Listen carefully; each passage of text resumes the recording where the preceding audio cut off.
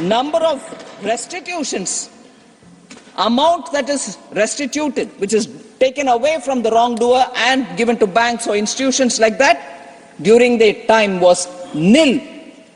They did not restitute even 1 rupee from the wrongdoer to the bank or to anybody else, whereas actual restitution during our period is 16,333.02 crores they've come back to the bank. Similarly, red corner notice, extradition, none of that has been done during their time. Everything is nil, nil, nil, nil. Whereas what we have done is to issue red corner notice on 24 people, and orders have already been passed to extradite Vijay Mallya, Nirav Modi and Sanjay Bhandari, all of whom benefited through loans during their period. Their period they gave loans, and these people ran away from the country. They did not take any action, and when we came to power, we had to send notice, fight in the case, and the orders for extraditing them has already been issued. So K.C. Venugopalji had, I can't see him here, but I'll still respond, said, tell me one scheme that you have brought compared to our, RTE, RTI, and NFSA. Sir, I want to just give him one. More also. I want to highlight the fact, sir. I was immensely grateful to our member from Uttar Pradesh.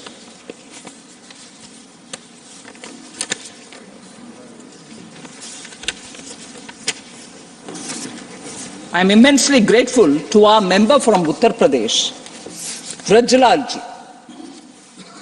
He spoke, sir, to tell you what exactly is the mindset. He is a policeman. Who is he? He is a former DGP. Oh, I better be careful then.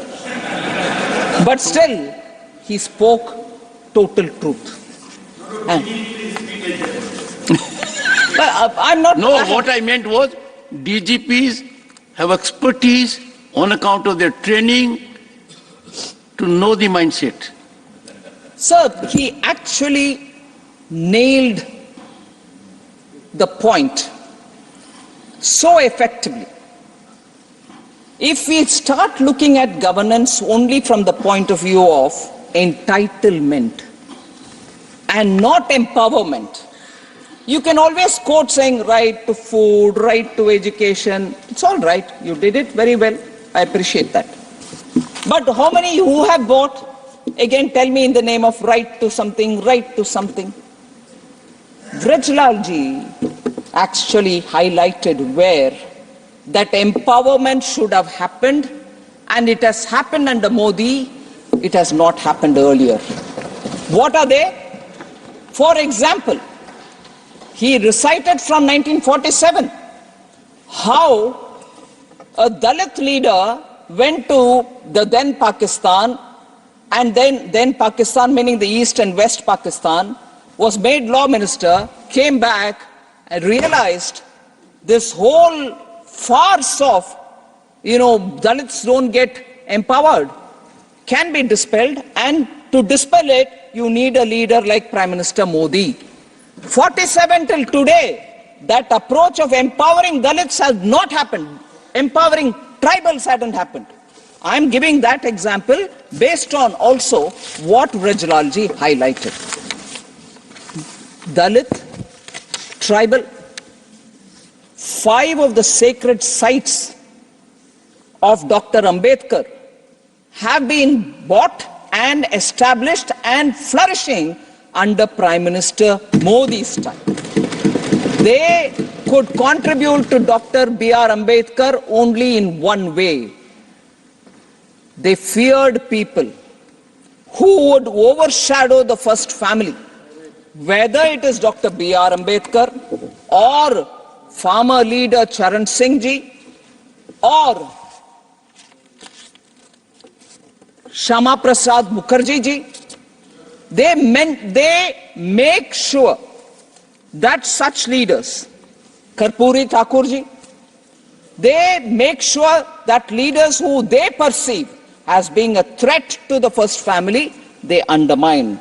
They make them lose in elections. They come to insignificance. And when somebody else gives them the recognition, gives them the due honor, we cannot digest it. That's the story, sir. I'm thankful to our member, Rajlalji, to have brought that point back.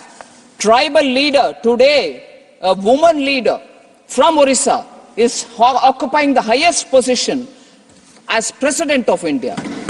And that is because Prime Minister Modi has given them. And Birsa Mundaji, who's Bhagwan for tribals, that day has been declared as a day for Samman of all the tribals.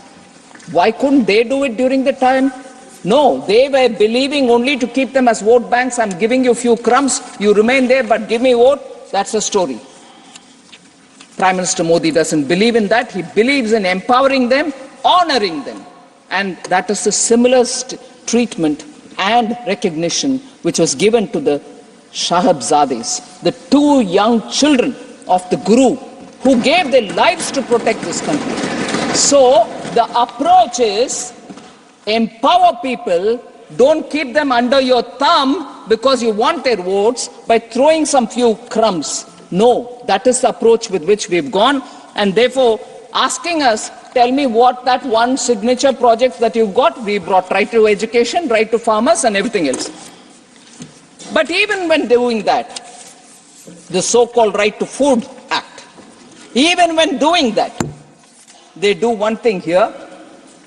Internationally, they do things to undermine that thing here.